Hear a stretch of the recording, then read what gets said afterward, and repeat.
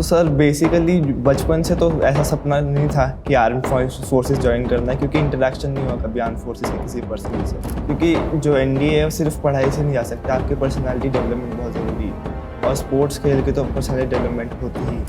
तो बाकी ये घर वालों ने बहुत सपोर्ट किया, ऑल्दो वो नहीं चाहते थे कि मैं आर्म फोर्सेस ज्वाइन करूँ। तो जब मोमेंट आया मेरे बोलने का, मैं रेफ्यूजी को माइग्रेशन से एसोसिएट कर दिया।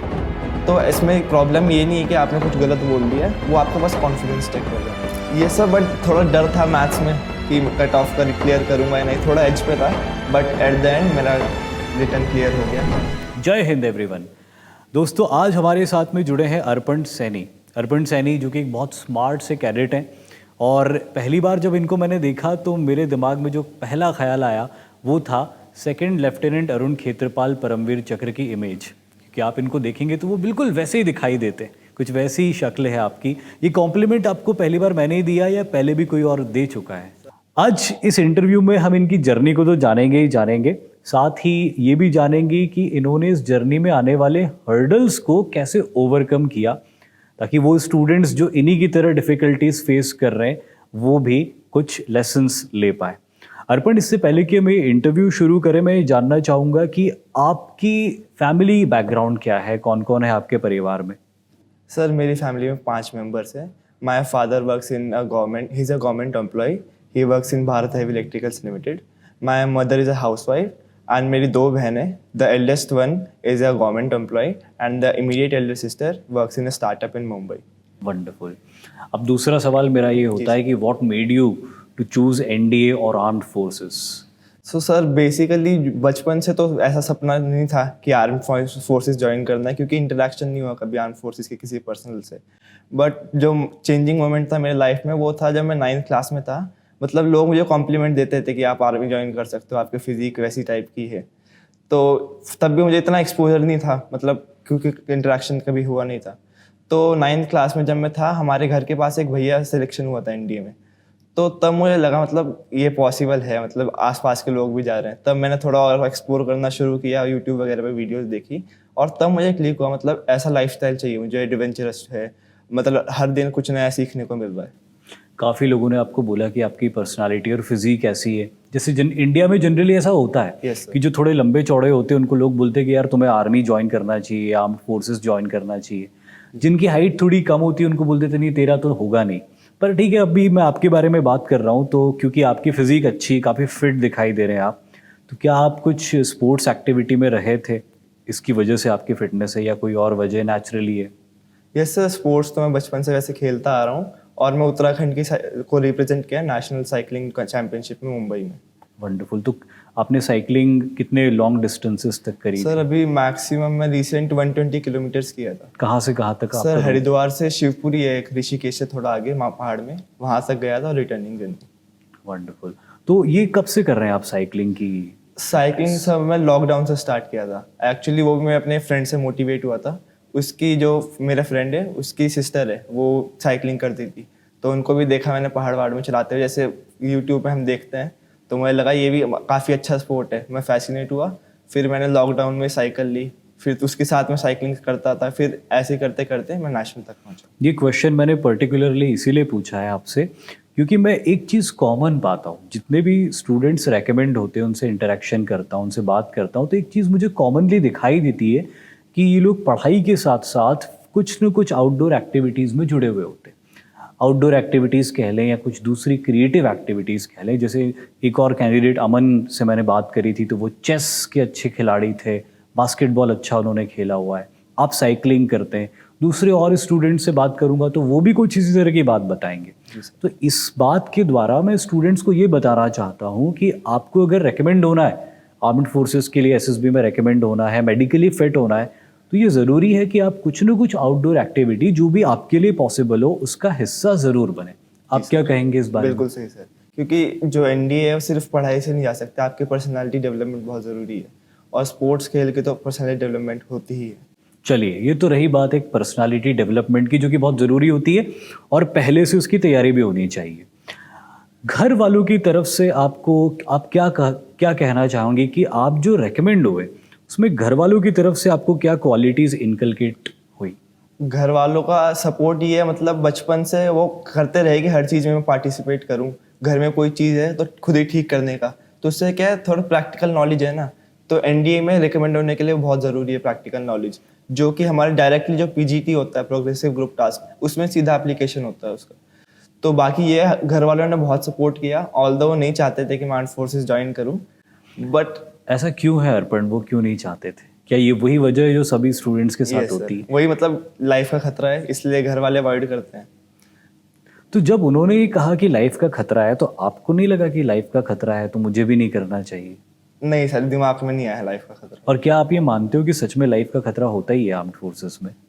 अवॉइड तो नहीं कर सकते, लाइफ का खतरा वो बना रहता है, ये बात है जो। मुझे ऐसा लगता है अर्पण की सड़क पे चलने में शायद जितना खतरा हमें हो सकता है गाड़ी चलाते वक्त, शायद उतना ही खतरा आर्म्ड फोर्सेस के करियर में भी हो सकता है। Exactly sir. और उतना खतरा कहीं पे भी हो सकता है। तो मैं तो यही मैसेज दूंगा कि जो भी बच्चे आर्म्ड फोर्सेस ज्वाइन करना चाहते हैं और उनके पेरेंट्स ये सोचते हैं कि आर्म्ड फोर्सेस बहुत ख़तरनाक करियर है, लाइफ थ्रेटनिंग करियर है, तो ऐसा नहीं है। उतना ही लाइफ थ्रेट सड़क पे चलते हुए किसी गाड़ी में भी हो सकता है, पैदल चलते हुए भी हो सकता है।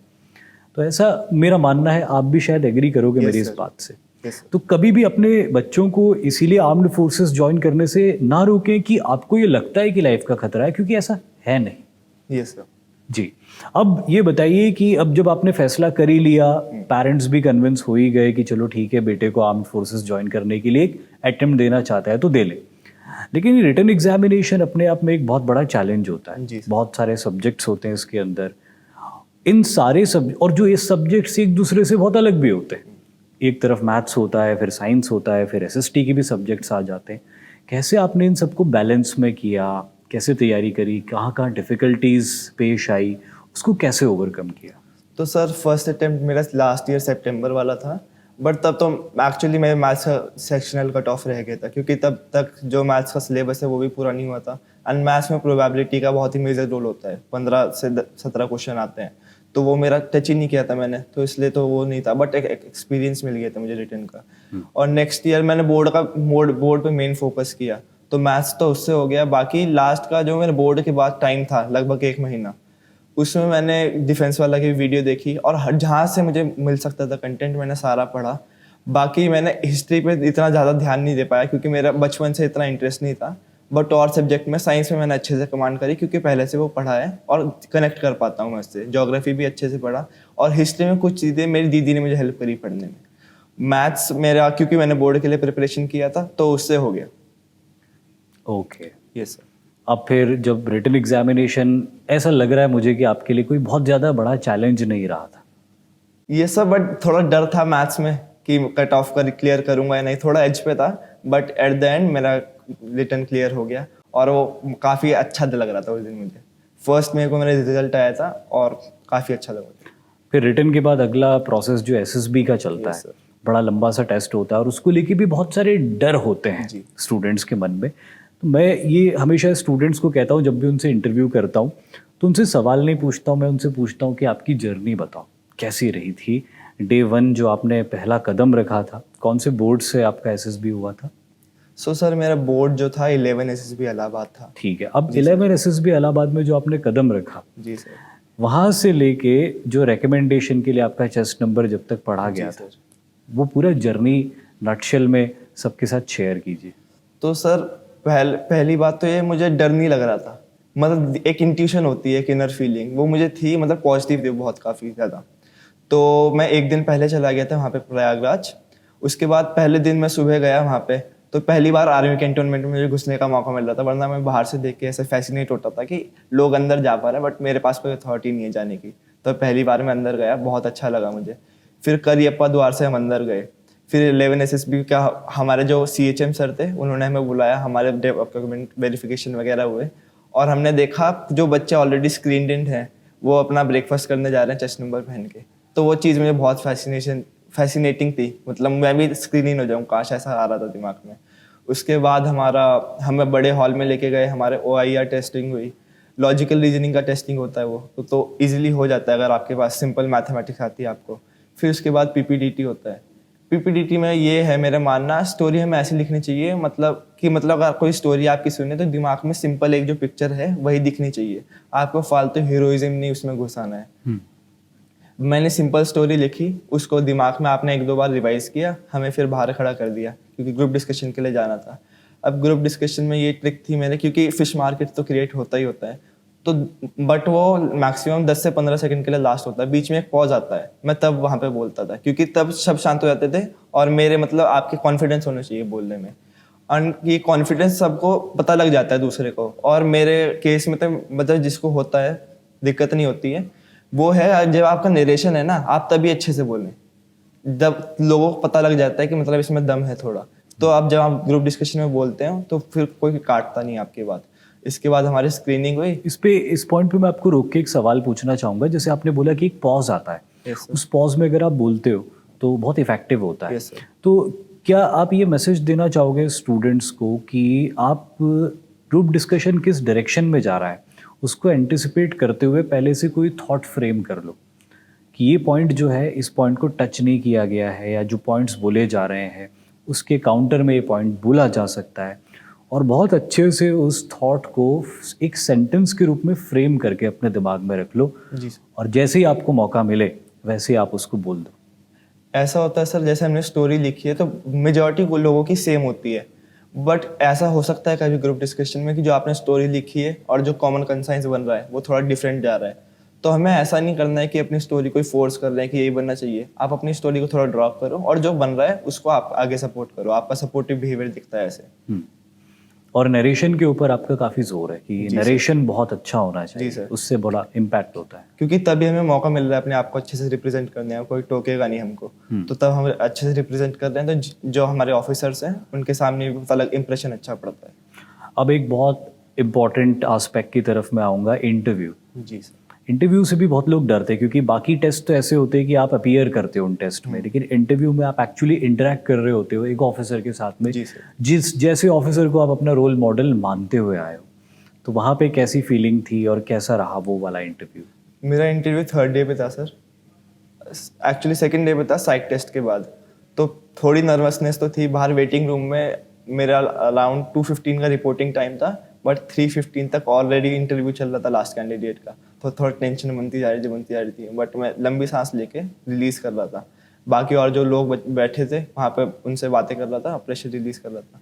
फिर जैसे ही एंट्री हुई वहाँ पे तो हमने विश किया, सर ने बैठने के लिए कहा, तो एकदम सर ने ऑफिशियली ऐसे सवाल नहीं पूछे, उन्होंने पूछा आप कैसे आए थे, तो मैंने कहा सर प्लेन से आया था, तो कहा प्लेन का वर्किंग जो प्रिंसिपल है वो एक्सप्लेन करो कि मतलब कैसे कैसे चलता है। उसके बाद कहा कि let's start the formal interview, फिर मेरे रिलेटेड ही सवाल एक थोड़ा सा मैं आपको यहाँ पे रोकूंगा, एक चीज़ पे ध्यान केंद्रित करना चाहता हूँ मैं सबका। जैसे आप कैसे आए थे उन्होंने पूछा आपसे, जिस भी मीडियम से आप आए थे उसका वर्किंग पूछा उन्होंने।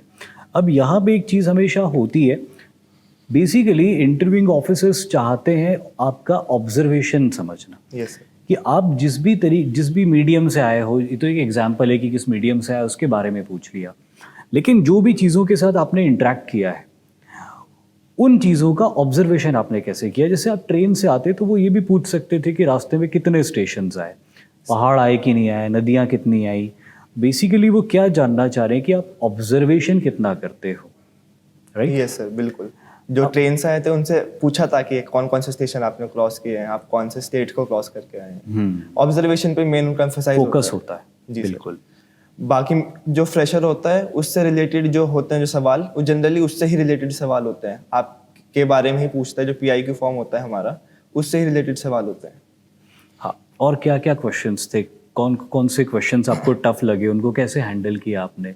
या एक ये भी बताइएगा कि इंटरव्यू का एक ट्रेंड क्या था, किस तरह के क्वेश्चंस वो पूछते हैं? सर फ्रेशर के लिए जो ऐसा मैंने बताया, जो पूछते हैं वो हमसे ही रिलेटेड पूछते हैं, हम हमारे बारे में कितना जानते हैं।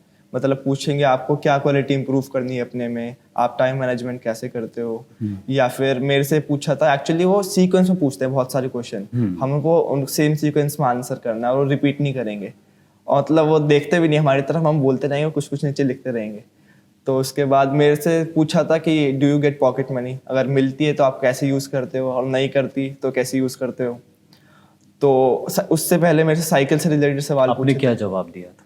उसका सर जवाब दिया था मैंने कि पॉकेट मनी मुझे नहीं मिलती है, बट जब भी मुझे कोई भी नीड होती है कुछ भी लेने की तो मैं घर वालों से शेयर करता हूँ, मुझे मिल जाती है।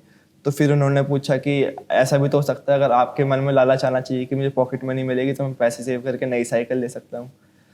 बट मैंने बोला कि मुझे नहीं ऐसे प्रॉब्लम है, क्योंकि अगर मुझे ज़रूरत होगी तो घर वाले दिला ही देंगे साइकिल। उससे पहले मेरे साइकिल से रिलेटेड बहुत सवाल पूछे थे, मेरे इवेंट्स के बारे में। और जो हमारे इंटरव्यूइंग ऑफिसर होते हैं उनको नॉलेज बहुत ज़्यादा डीप होती है, कोई भी चीज़ हो। जैसे साइकिलिंग की उन्हें हर एक साइंटिफिक टर्म की चीज़ पता थी, और साइकिल के गियर की कंपनी पूछी, कौन कौन से गियर्स यूज होता है साइकिल में, केडेंस क्या होता है, ये चीज़ें पूछी। तो आपको नॉलेज होनी चाहिए, जो भी आप चीज़ जैसे स्पोर्ट खेल रहे हैं तो उसकी नॉलेज होनी चाहिए। बिल्कुल, ये बहुत अच्छा पॉइंट उन्होंने बोला है कि स्पोर्ट्स या जो कुछ भी आपने कुछ ऐसी क्वालिटी लिखी या कुछ ऐसा अचीवमेंट लिखा है PIQ फॉर्म में, Yes, तो वो एक्चुअली आपका अचीवमेंट होना चाहिए। वो बिल्कुल भी बीटिंग अराउंड द बुश वाला पॉइंट वहाँ पे नहीं चल सकता। जी सर। और ये रिकमेंडेशन आपका हुआ है क्योंकि आपने साइकिलिंग की प्रोसेस को एक्चुअली निभाया है, अच्छे से किया है, तो आप सेटिस्फैक्टरीली आंसर दे पाए। जी सर। वरना फिर वही बात हो जाती, मनसा वाचा कर्मणा मैच नहीं किया, कि लिखा बोला क्या और किया कुछ भी नहीं। सर। कोई और टफ क्वेश्चन या कोई ऑकवर्ड क्वेश्चन जो पूछा गया हो? ऐसा तो नहीं पूछा सर मेरे से, ऐसा कुछ टफ तो क्वेश्चन। बेसिकली बात यही होती है कि जो आपका PIQ फॉर्म होता है उसी के इर्द गिर्द आपका पूरा इंटरव्यू चलता है। कितनी देर आपका इंटरव्यू चला था? सर मेरा जो इंटरव्यू है वो 1 घंटा चला था। ओके, और आप जब इंटरव्यू दे के आए थे तब आप कैसा फील कर रहे थे? थोड़े क्वेश्चन थे, मतलब थोड़ा पॉज आ रहा था बीच में। एक क्वेश्चन था जिसमें हम थोड़ा मुझे डिफिकल्टी फील हुई थी कि आप अपने आप में क्या इम्प्रूव करना चाहते हैं, तो क्या क्वालिटीज़ इंप्रूव करना चाहते हैं। मैंने बोला कम्युनिकेशन स्किल इंप्रूव करना चाहता हूँ। कहा ये तो स्किल है, आप क्वालिटी क्या करना चाहते हैं। तो बोला अगर आपको स्किल इंप्रूव करनी है तो आपको प्रैक्टिस करनी चाहिए, और तो प्रैक्टिस करने के लिए आपको क्या चाहिए, टाइम मैनेजमेंट चाहिए। तो टाइम मैनेजमेंट वो क्वालिटी है जो आपको इम्प्रूव करना है। फिर कहा एक और ऐसे बताओ, तो इसमें थोड़ा मैं बदल हुआ था, बाकी सब ठीक था। बहुत बहुत बढ़िया बात आपने बोली। मैं भी हमेशा ये चीज़ मानता हूँ कि अगर आपको कोई प्रॉब्लम फेस हो रही हो ना, तो उस प्रॉब्लम का रूट क्या है, वो रूट पे आप जाओ और उसको दुरुस्त कर लो तो प्रॉब्लम सॉल्व हो जाती है। और वही चीज़ आपने बताई अभी कि अगर मुझे कम्युनिकेशन स्किल इंप्रूव करना है तो बेसिकली कहीं ना कहीं प्रॉब्लम मेरे टाइम मैनेजमेंट में। तो ये एक बहुत अच्छा लेसन, एक बहुत अच्छा पॉइंट यहाँ पे आया है कि रूट कॉज को देखो अपनी प्रॉब्लम के हमेशा, और रूट कॉज पे जाओ। और रूट कॉज को देखने के लिए अपने आप से ईमानदारी से बात करनी पड़ती है कि यार अगर मैं ये प्रॉब्लम फेस कर रहा हूँ, मेरा कोई सब्जेक्ट वीक है, तो वो क्यों है। तो कहीं ना कहीं एंड में टाइम मैनेजमेंट पे बात आ ही जाती। अपने पास टाइम की कमी नहीं होती, उसका मैनेजमेंट सही नहीं होता है।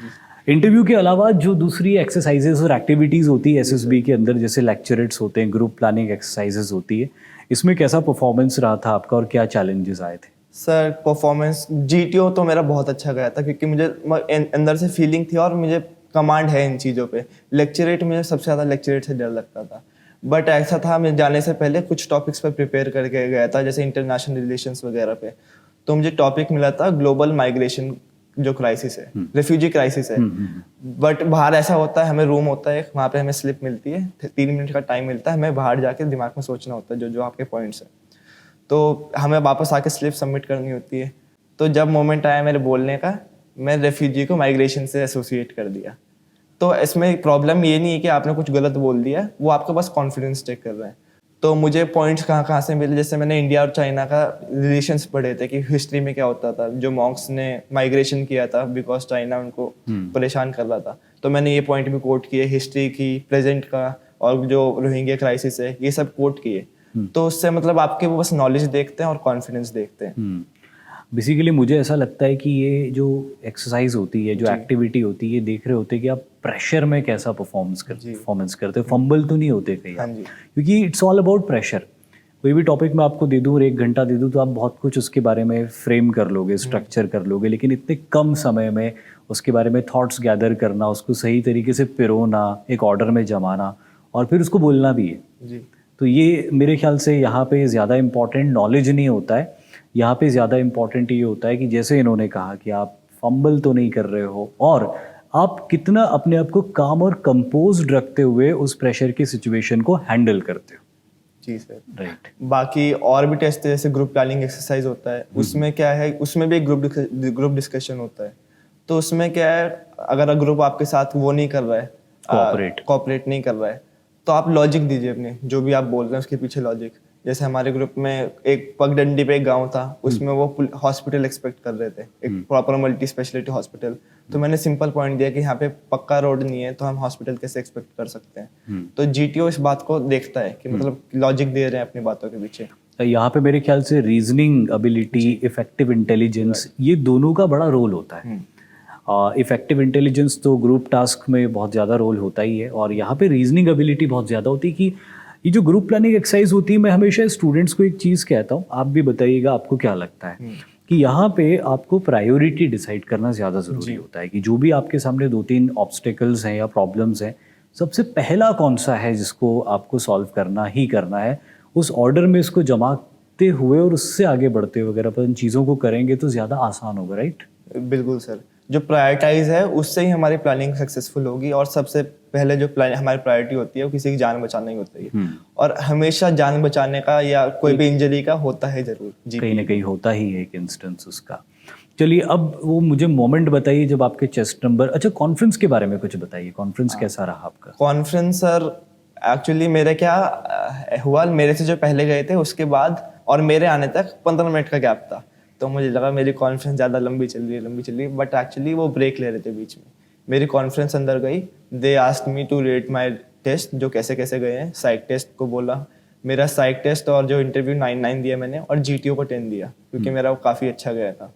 बाकी साइक टेस्ट में मैं ये कहूँगा, जो हमारी टीएटी की स्टोरीज हैं उसमें हम जितना हम स्पेसिफिकेशन देंगे ना उतनी वो अट्रैक्टिव बनती है। जैसे एक बोट की स्टोरी थी, मैं बोट पे मैंने स्टोरी बनाई थी, हमें दिख रही थी पिक्चर में बोट है, तो उसमें लेफ्ट टर्न के बजाय अगर हम बोले स्टार बोर्ड टर्न किया तो ये अट्रैक्टिव बनती है स्टोरी।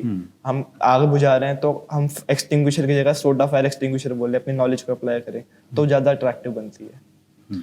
बाकी कॉन्फ्रेंस के बाद मेरा जो इनिशियली चेस्ट नंबर था वो 12 था, फिर कॉन्फ्रेंस में 22 था जो पूरे टाइम था, और रिकमेंडेशन के बाद 44 था। ओके, अच्छा एक चीज़ बताइए कि आप जब रेकमेंड हो गए और रेकमेंड होने के बाद में क्या आपने बहुत ज़्यादा रिजॉइस किया है या बहुत काम और कंपोज तरीके से बैठे हुए थे?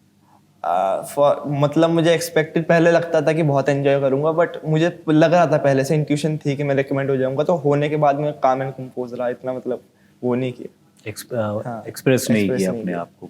चलिए, ये तो हो गया एसएसबी की बात। अब मेडिकल की जर्नी के बारे में बताइए, क्योंकि ये एक ऐसी जर्नी है जो कि वो स्टूडेंट जिसने इसको एक्सपीरियंस नहीं किया है वो इसके बारे में विजुअलाइज नहीं कर पाता है। जी सर। तो आप क्योंकि एक्सपीरियंस कर चुके हैं और सक्सेसफुली एक्सपीरियंस कर चुके हैं, मैं चाहता हूँ कि आप एक बार तमाम स्टूडेंट्स जो आपको देख रहे हैं उनको पूरा बताइए डिटेल में किस तरह से मेडिकल होता है और क्या उसमें टेस्ट होते हैं। सो सर, मेरे लिए तो सबसे चैलेंजिंग मेडिकल ही रहा, क्योंकि मतलब एक्चुअली इसमें क्या है, हर मोमेंट पे जो हमारा हर टेस्ट है, जो एनडी की जो प्रोसेस है उसमें बाहर निकलने का खतरा होता है, और कोई एग्जाम होता है उसमें कुछ ना कुछ तो मिलेगा। इसमें रिटर्न में बाहर तो बाहर, रिकमेंड नहीं हुए तो बाहर, मेडिकल आउट हो गए तो बाहर, मेरिट आउट हो गए तो बाहर। तो मेडिकल में इनिशियली हमारे सारी बॉडी का होल चेकअप होता है, दांत का होता है, आइज का होता है। तो मैंने क्या है, रिकमेंडेशन के बाद CPSS दिया था आर्मी एविएशन के लिए, मैंने वो क्लियर किया वाराणसी से। उसके बाद मेरा जो मेडिकल है वो AFCME में हुआ दिल्ली में। तो उसमें उन्होंने मुझे पॉइंट दिया कि मेरा सब स्टैंडर्ड कलर विजन है, मतलब कलर परसेप्शन सही नहीं है, CP4 दिया। That is unfit for all the branches of the Indian air force, Indian army and navy, सब कुछ। आपको जो आपका कलर परसेप्शन में प्रॉब्लम आई थी, तो क्या जो आपको चार्ट्स दिए थे आपको रीड नहीं कर पा रहे थे क्या उसको ठीक से, इसीलिए प्रॉब्लम आई थी? सर उनके अकॉर्डिंग तो मैं रीड नहीं कर पा रहा था, जो भी प्रॉब्लम रही होगी, या तो ये इसलिए था कि मेरी, क्योंकि सारी चीज़ स्मूथ जा रही थी, रिटर्न भी स्मूथ जा रहा था, एसएस भी स्मूथ गया, तो मे बी मेरी जो जर्नी है उसको और चैलेंजिंग बनाने के लिए, स्टोरी और अच्छी लगी मेरी, इसलिए हुआ जो भी है। चार्ट मेरा उनके अकॉर्डिंग में चार्ट सही से नहीं पढ़ पा रहा था, और एक MLT टेस्ट होता है उसको भी क्लियर नहीं कर पा रहा था, तो मुझे CP4 दिया था, वो रेलवेज के लिए भी फिट नहीं है। उसके बाद मुझे अपील मेडिकल मिला, बेस हॉस्पिटल में हुआ, वहाँ से मुझे फ्लाइंग फिट मिला है। तो I am fit for air force and army also, aviation. And which you will join, which one? Sir army aviation. ऐसा क्यों है कि आप एयरफोर्स के लिए भी फिट हो फिर भी आप आर्मी ज्वाइन करना चाहते हो? सर आर्मी की मुझे यूनिफॉर्म बहुत अच्छी लगती है, फैसिनेशन है मुझे आर्मी की यूनिफॉर्म के लिए। और जितने भी मेरे, वैसे तो इंटरेक्शन कम हुआ है, बट जितना भी हुआ है आर्मी पर्सनल से हुआ है, तो इसलिए उधर रुझान ज़्यादा है आर्मी की तरफ। क्योंकि यूनिफॉर्म की जब बात आती है तो मैंने देखा है ज़्यादातर स्टूडेंट्स नेवी या एयरफोर्स को प्रेफर करते हैं। आप पहले ऐसे मुझे देखे हो जिन्हें आर्मी की यूनिफॉर्म ज़्यादा अच्छी लगती है। वो स्टार्स सर बहुत अच्छे लगते हैं, उनकी चमक, वो और वैसी चमक और कहीं नहीं। वंडरफुल। तो आर्मी जब आप ज्वाइन करेंगे आगे चल के, जब आपकी ट्रेनिंग होगी, तो कौन सा आर्म, चॉइस ऑफ आर्म्स में आप कौन से आर्म को चूज़ करेंगे? सर मैं 2 ही ऑप्शन रखूँगा, या तो आर्मी एविएशन ध्रुव हेलीकॉप्टर अच्छा लगता है, या फिर मैं इन्फेंट्री ज्वाइन करूँगा तो कुमाऊं रेजिमेंट ज्वाइन करूँगा, और उसके बाद मैं 9 पैरा के लिए वॉलंटियर करूँगा। क्योंकि आप उत्तराखंड से हैं इसलिए कुमाऊं पर गढ़वाल राइफल क्यों नहीं?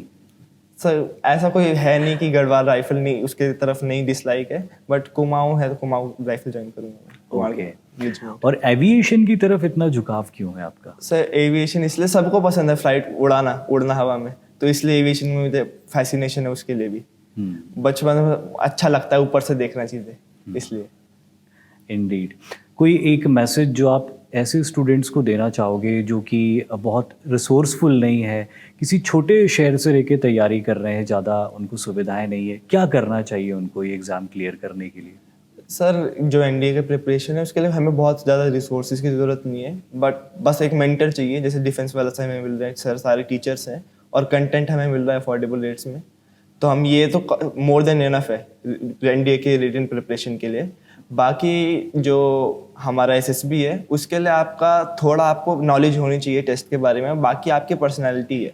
और जो ये पीजीटी वगैरह टास्क होते हैं उसमें जो गांव का लड़का है ना, जो नीचे से है, उसको ज़्यादा प्रैक्टिकल नॉलेज होती है, क्योंकि जो घर से बाहर नहीं निकला, सिर्फ पढ़ाई कर रहा है, उसको इतना दुनियादारी के बाहर का पता नहीं है कैसी चीज़ें होती है। बट जो ग्राउंडेड है उसको पता है कैसी चीज़ें होती है, तो उसको बहुत ज़्यादा फ़ायदा मिलता है। ये जो आपने बात बोली ना, इसको बोल्ड एंड कैपिटल में और अंडरलाइन करके मैं रिमार्क करना चाहूँगा कि जो इफ़ेक्टिव इंटेलिजेंस होता है वो गांव के या छोटे शहरों के लड़कों के अंदर ज़्यादा होता है। मैं ये नहीं कह रहा हूँ कि बड़े शहरों के लड़कों के अंदर होता ही नहीं, लेकिन एक जनरली जो अपन कहते हैं ना, जैसे कम्युनिकेशन स्किल बड़े शहरों के लड़के लड़कियों के अंदर ज़्यादा अच्छा होता है, उसी तरह छोटे रूरल या छोटे शहरों या रूरल बैकग्राउंड के लड़के लड़कियों के अंदर इफेक्टिव इंटेलिजेंस ज़्यादा होता है, क्योंकि रिसोर्सेज कम होती है। तो अपने कामों को करने के लिए उनको अवेलेबल या कम रिसोर्सेज का यूज़ करके उसका बेस्ट ऑप्टिमम यूज़ करना होता है। तो इसीलिए वो इफेक्टिव इंटेलिजेंस उनके अंदर ज़्यादा होता है, जो कि आप बात कह रहे हो। Thank you very much for the interaction. I wish you all the very best and definitely many more to come. Thank you sir.